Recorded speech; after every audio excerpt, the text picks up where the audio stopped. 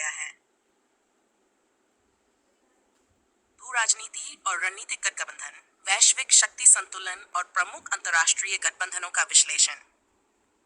आज का विश्व केवल भौगोलिक सीमाओं और देशों से नहीं, बल्कि उनके राजनीतिक, सैन्य, आर्थिक और कूटनीतिक गठबंधनों से संचालित होता है। भू राजनीति एक ऐसा तंत्र है जो यह तय करता है कि कौन सा देश वैश्विक सत्ता में कितना प्रभावशाली होगा। यहाँ सशक्ति केवल हथियारों से नहीं, बल्कि गठबंधनों, व्यापार समझौतों, सैन्य सहयोग और रणनीतिक साझेदारियों से भी तय होती है। यही कारण है कि नेटो, सीओ, क्वाड, ब्रिक्स, ओकस जैसे संगठन वैश्विक कूटनीति के निर्णायक स्तंभ बन चुके हैं। भू राजनीति परिचय। भू राजनीति की परिभाषा। भू राजनीति वह अध्ययन है जो किसी देश की भौगोलिक स्थिति, संसाधन, सैन्य शक्ति और रणनीतिक हितों के आधार पर उसकी विदेश नीति और शक्ति की दिशा तय करता है। प्रमुख घटक: प्राकृतिक संसाधन, तेल, गैस, पानी, सामरिक स्थल, जलडमरूमल, सीमा क्षेत्र, आर्थिक शक्ति, जीडीपी, व्यापार नेटवर्क, सैन्य शक्ति और परमाणु क्षमता, वैचारिक प्रभाव, साम्यवाद आदि। भू राजनीति के उदाहरण: चीन की बेल्ट एंड रोड पहल, अमेरिका की इंडो पैसिफिक नीति, रूस यूक्रेन युद्ध और नेटो का प्रभाव, भारत का नेबरहुड फर्स्ट और एक्ट ईस्ट नीति। वैश्विक शक्ति संतुलन, अवधारणा और बदलते आयाम। शक्ति संतुलन क्या है? यह सिद्धांत कहता है कि किसी एक देश या गठबंधन को इतना शक्तिशाली नहीं बनने देना चाहिए कि वह बाकी दुनिया पर हावी हो जाए। ऐतिहासिक परिप्रेक्ष्य: शीत युद्ध काल में द्विध्रुवीय विश्व व्यवस्था, अमेरिका बनाम यूएसएसआर।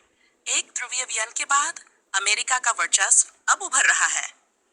बहुध्रुवीय विश्व, भारत, चीन, रूस, ईयू जैसे शक्तियों का उदय। वर्तमान परिदृश्य: अमेरिका चीन शक्ति संघर्ष, रूस नाटो टकराव, यूरोपीय संघ की रणनीतिक स्वायत्तता, भारत की संतुलनकारी भूमिका। रणनीतिक गठबंधन। रणनीतिक गठबंधन क्या होते हैं? वे बहुपक्षीय या द्विपक्षीय समझौते जिनके अंतर्गत देश सुरक्षा, सैन्य, आर्थिक या राजनीतिक उद्देश्यों की पूर्ति हेतु मिलकर काम करते हैं। प्रमुख उद्देश्य: क्षेत्रीय स्थिरता, सैन्य सहयोग, आतंकवाद और साइबर सुरक्षा से मुकाबला, वैश्विक हितों की रक्षा, संसाधनों और प्रौद्योगिकी साझा करना। NATO North Atlantic Treaty organisation. परिचय। स्थापना 1949, मुख्यालय ब्रुसेल्स, बेल्जियम। सदस्य 3 तक, जिनमें America, Britain, France, Germany, Canada आदि। मूल उद्देश्य: सामूहिक सुरक्षा, एक पर हमला, सब पर हमला। भूमिका: शीत युद्ध में यूएसएसआर को संतुलित करना, अफगानिस्तान में सैन्य ऑपरेशन, यूक्रेन संकट में रूस के विरुद्ध समर्थन, साइबर सुरक्षा और आतंकवाद से मुकाबला। अमेरिका की घटती भूमिका, सदस्य देशों के बीच मतभेद, रूस और चीन के विरुद्ध तीव्र प्रतिस्पर्धा। 5. Shanghai cooperation organisation. स्थापना 2001, मुख्यालय बीजिंग, चीन। भारत, चीन, रूस, पाकिस्तान, ईरान, उज्बेकिस्तान आदि। लक्ष्य: क्षेत्रीय सुरक्षा, आतंकवाद विरोध, व्यापार सहयोग। मुख्य कार्य: आतंकवाद निरोधक ढांचा, क्षेत्रीय व्यापार और कनेक्टिविटी, मध्य एशिया में शांति, भारत और चीन के बीच कूटनीतिक मंच। चुनौतियां: भारत पाक विवाद, चीन का वर्चस्व, सदस्य देशों के बीच वैचारिक मतभेद। 6. क्वाडो सिक्योरिटी डायलॉग। परिचय। Bharat, America, Japan, Australia. लक्ष्य: स्वतंत्र, खुला और समावेशी इंडो पैसिफिक। 2007। मुख्य पहलें: समुद्री सुरक्षा और नौसैनिक अभ्यास, आपदा प्रबंधन, साइबर और टेक्नोलॉजी सहयोग, चीन की विस्तारवादी नीति का मुकाबला। ब्रिक्स: ब्राजील, रूस, भारत, चीन, दक्षिण अफ्रीका। परिचय। स्थापना 2009, मुख्य उद्देश्य: विकासशील देशों की आवाज बनना।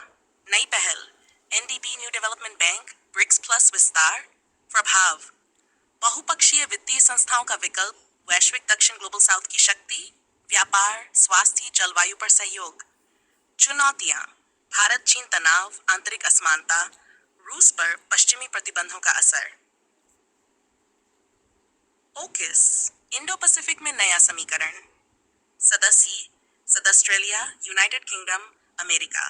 घोषणा 2021 मुख्य पहल ऑस्ट्रेलिया को परमाणु संचालित पनडुब्बियां उपलब्ध कराना। लक्ष्य चीन को समुद्री शक्ति में चुनौती।